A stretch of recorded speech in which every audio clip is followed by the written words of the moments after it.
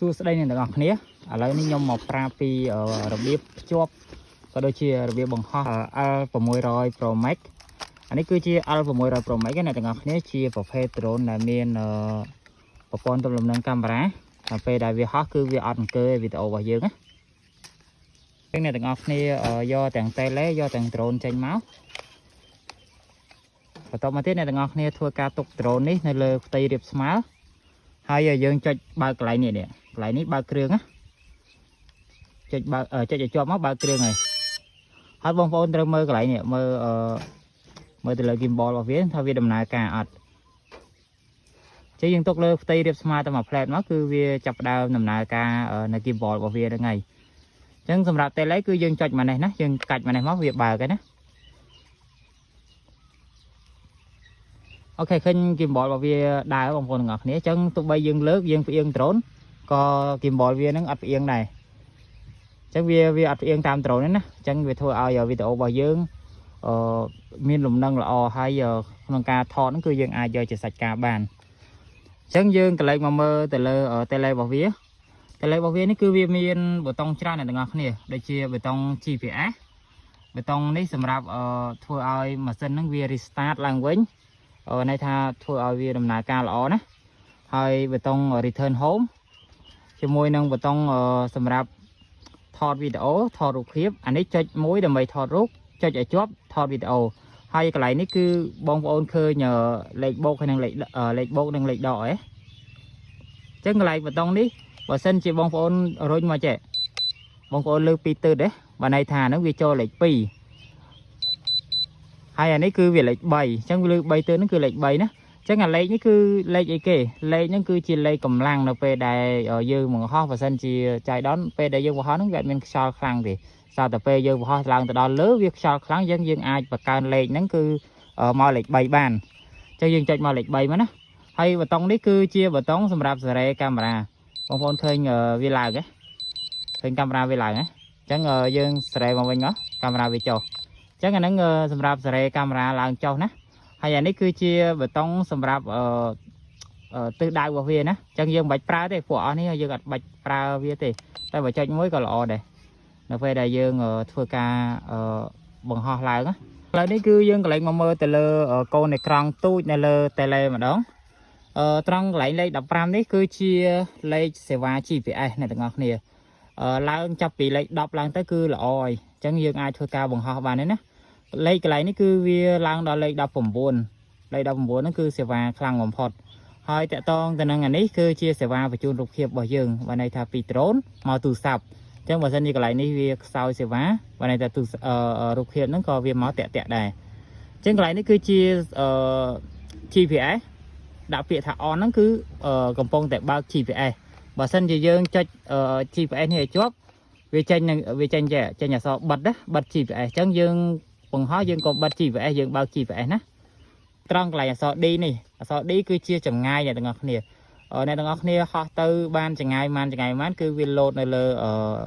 tele របស់យើងតែម្ដងហើយអក្សរ H ពីមុខនេះគឺជាកម្ពស់ណាហើយបើសិនជាយើងកាច់ speed វានេះកាច់ speed វាមកវាឃើញLH នេះគឺបើន័យថាកម្លាំងវាចូលលេខ2ឬក៏លេខ3ហើយនៅពេលដែលយើងបង្ហោះវាយើងកាច់អង្តែនវាមកអញ្ចេះមកណាអ្នកទាំងអស់គ្នាកាច់មកអញ្ចេះមកហើយសម្រាប់កន្លែងដាក់ទូរស័ព្ទគឺយើងហូតអានេះយើងហូតឲ្យផុតអញ្ចឹងមកណាយើងហូតឲ្យផុតអញ្ចឹងហើយយើងកាច់អានេះមកលើចេះអញ្ចឹងកន្លែងនេះគឺជាកន្លែងដាក់ទូរស័ព្ទរបស់យើងណាបីឲ្យ drone វាហោះមានលំនឹងល្អមានចាប់សញ្ញា GPS បានល្អពេលដែលយើងហោះហ្នឹងវាអត់មានភាពល្អល្អួលយើងត្រូវចុចអានេះឲ្យជាប់ណាបងប្អូនទាំងអស់គ្នាចុចអានេះឲ្យជាប់មកបន្ទាប់មក drone វាលោតភ្លើងអញ្ចឹងយើងត្រូវពវល់ drone វាមកស្ដាំណាអានេះគេហៅពវល់ត្រីវិស័យអញ្ចឹងបងប្អូនត្រូវពវល់ drone មកស្ដាំមកលឺមកទើតអញ្ចឹងគឺបងប្អូនត្រូវក្លាប់ក្បាល drone ហ្នឹងចុះក្រោមហើយបង្វិលមកស្ដាំទៀតអូខេលើពីទើតហ្នឹងយើងអាចដាក់ drone នៅផ្ទៃរាបស្មើវិញបានហើយណាអញ្ចឹងរបៀបបញ្ឆេះម៉ាស៊ីនវាបងប្អូនញែកដៃវាមកសងខាងអញ្ចឹងណាញែកដៃវាមកសងខាងអញ្ចឹងគឺយើងអាចបញ្ឆេះម៉ាស៊ីនវាបានហើយអញ្ចឹងនៅពេលដែលយើងត្រូវការហោះឡើងគឺយើងគ្រាន់តែរុញដៃឆ្វេងរបស់យើងហ្នឹងគ្រាន់តែរុញអានេះទៅមុខគឺវានឹងហោះឡើងលើតែម្ដងណាហើយបើសិនជាបងប្អូនចង់ចុះក្រោមបងប្អូន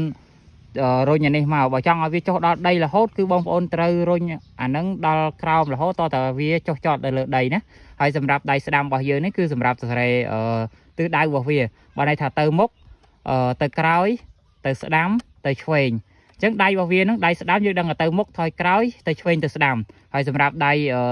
chuyền bao giờ cứ rồi từ mốc là lứa rồi mà cõi cho cao nè rồi màu đám viên nhựa ba mà đám rồi mà chuyền viên nhựa ba từ chuyền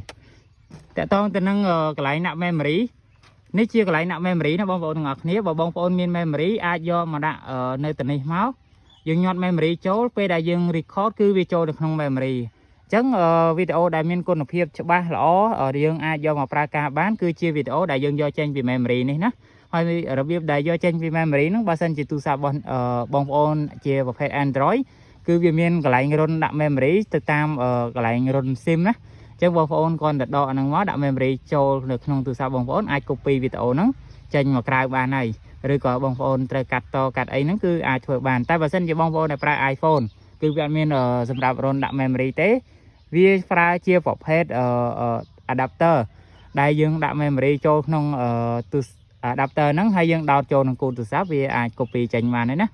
ហើយតកតូនទៅនឹងដុំនេះគឺជាខ្សែសេវារបស់វាបងប្អូនឃើញកន្លែងហ្នឹងកុំលពើដៃកាត់ចោលឬក៏ដកចោលអីដកចោលគឺស្ពៃឲ្យឡើងមានសេវាហើយណារបៀបដកថ្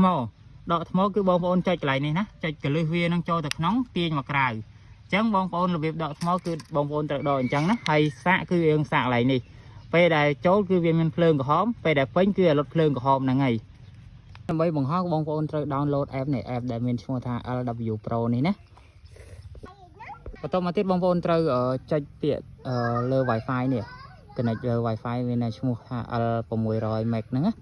បងប្អូនចុចទៅលើហ្នឹងឲ្យវាគ្រីសចឹងមកបងប្អូនត្រូវចូលទៅកាន់ app ដែលយើងបាន download មិញអញ្ចឹងឃើញថាវាបង្ហាញកាមេរ៉ាហើយដើម្បីបង្ហោះគឺគ្រាន់តែយើងញែកដៃវាសងខាងចឹងមកវាតើវាវិលយើងរុញឡើងទៅលើគឺវាហោះតែម្ដងណា